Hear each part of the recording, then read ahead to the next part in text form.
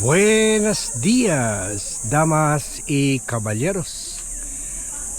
Last week, gumawa na naman ng issue diversion or distraction itong si Vice President Sara Duterte, kung saan para maipakita na mema siya o may masabi siya doon sa very damaging testimony ni Ramil Madriaga. Sumagot siya sa issue, pero instead of concentrating on answering the very damaging and shocking and very relevant issue, for example yung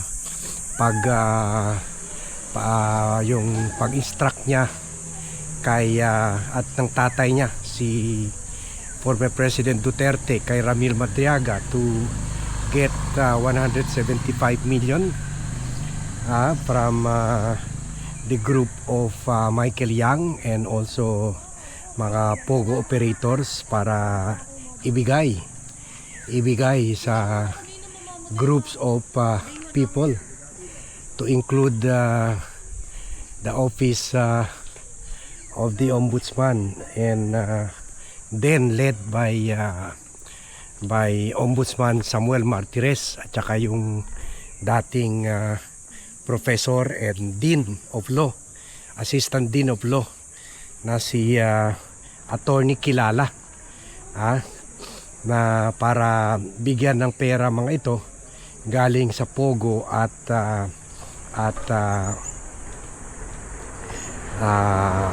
drug money na Michael Yang. So obviously naman, as we said earlier, obviously itong pera was intended to stop the Ombudsman from pursuing investigation dito sa kaso ng asawa ni Sara Duterte na si Mans Carpio, who is facing a case of illegal drug smuggling sa Ombudsman as filed by former Senator Antonio Trillanes. Kaya binabribe ni Sara yung mga officials using drug money, Ombudsman officials using drug money, using or money taken from the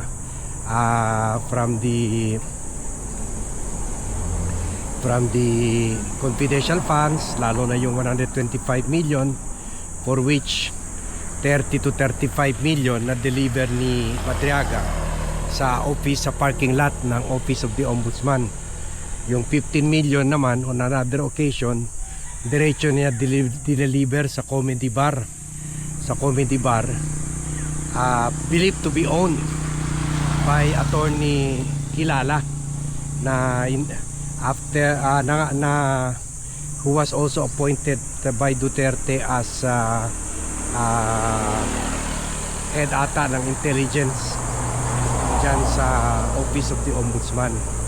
So kumaga bantay sa lakay, no? They were there to only protect and defend the Dutertes and to cover up their alleged graft and corruption in government. Kumaga they were there to be not only the attack dog but only the protectors of the Dutertes against cases of graft. So yan. So imbes yan ang sagutin, dyan mag-react si Sara Duterte.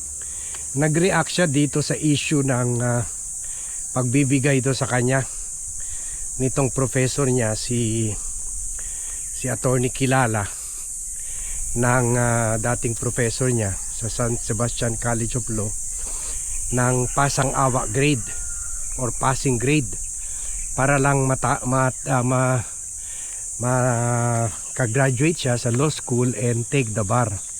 Baka pati dito sa bar tinulungan rin siya ni Kilala and many others, kaya nakapasa siya. Kahit sinabi ni Madriaga na mahinang-mahina ito, hardly able to fulfill her academic academic requirements. Kumbaga, yun, hindi niya kaya, hindi niya carry. Hindi niya carry yung law school requirements, ha? Na syempre alam naman natin na mentally challenging, syempre. So but dahil sa palakasan dito kay professor niya dati na si Kilala, she graduated sa course niya sa law, so sa San Sebastian College of Law. So yan, that is the issue that she preferred to answer, to tackle.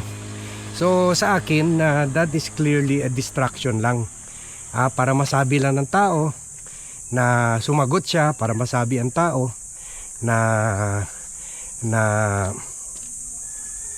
may sinabi siya, may sagot siya, pero actually wala talaga.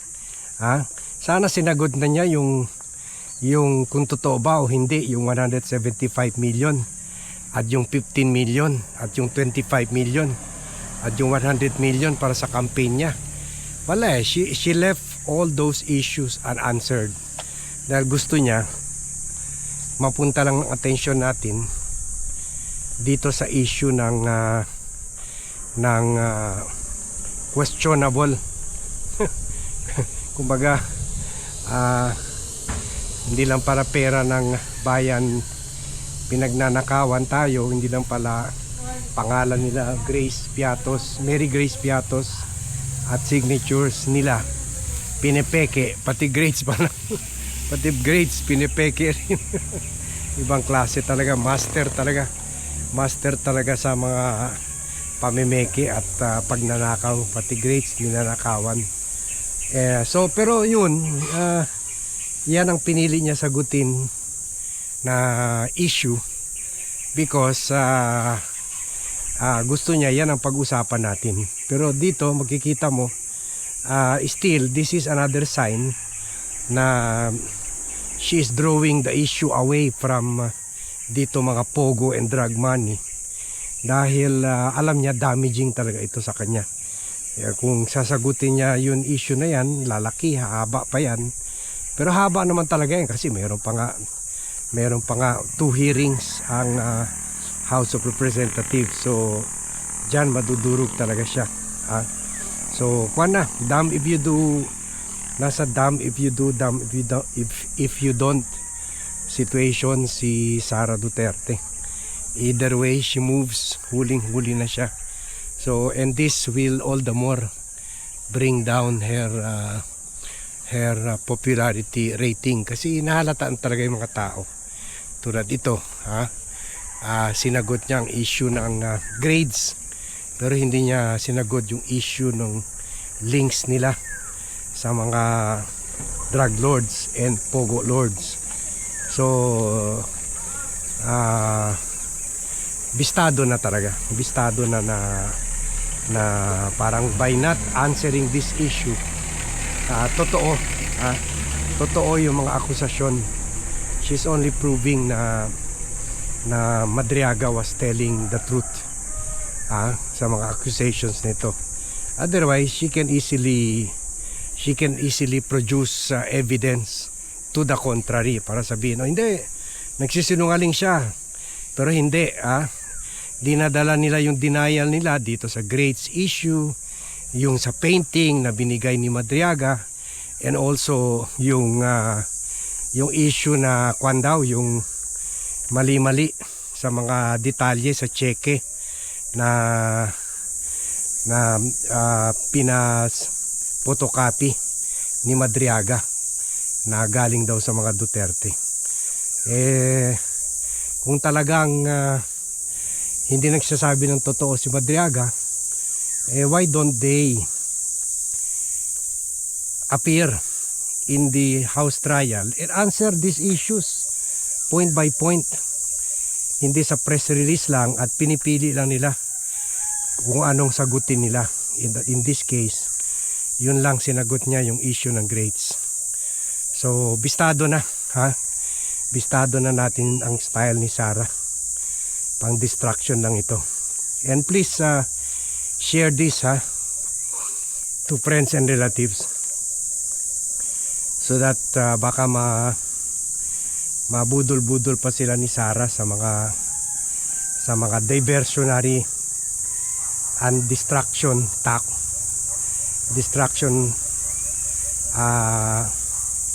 techniques na ini-employ niya.